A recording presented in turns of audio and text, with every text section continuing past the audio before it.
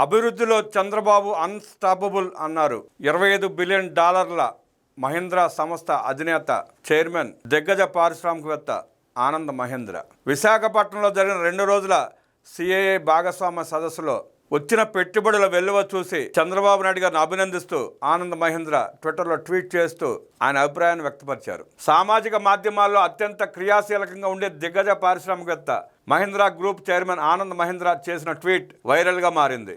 Andhra Pradesh CM Nara Chandrababu Naidu అభివృద్ధిలో unstoppable అంటూ tweet చేశారు. ఆయన్ను ఆపగలిగేవారు ఎవరూ లేరని కొనియాడారు. ఈ మనిషి తిరుగులేని శక్తి, దశాబ్దాలుగా ఆయన అభివృద్ధి విధానాలకు ఆకర్షితుడిని అవుతున్నాను అంటూ పేర్కొన్నారు.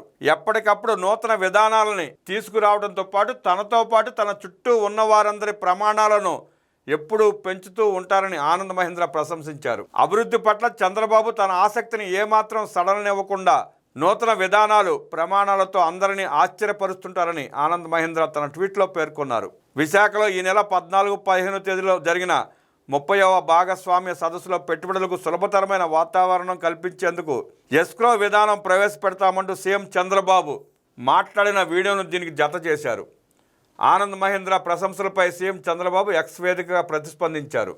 భారత్ అద్భుతమైన వృద్ధి దశలోకి ప్రవేశిస్తోందని, ఈ సమయంలో విధానాల రూపకర్తగా భారతీయుల్లోని పారిశ్రామిక వ్యవస్థాపక శక్తిని వెలికితీయటమే తన బాధ్యతని సీఎం స్పష్టం చేశారు.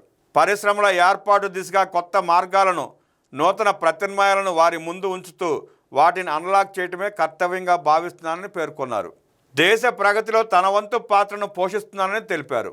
గత కొన్ని దశాబ్దాలుగా మహీంద్రా గ్రూప్ దేశానికి అందిస్తున్న సేవలు, భాగస్వామ్యం అమూల్యమైనవని, ఆంధ్రప్రదేశ్కు స్వాగతించేందుకు ఎదురు చూస్తున్నానంటూ ఎక్స్లో సీఎం స్పష్టం చేశారు. భారత పారిశ్రామిక రంగంలో అత్యంత ప్రభావవంతమైన పారిశ్రామికవేత్త ఆనంద్ మహీంద్ర ఎక్స్ వేదికగా చేసే పోస్టులు నిత్యం చర్చనీయాంశం అవుతాయి.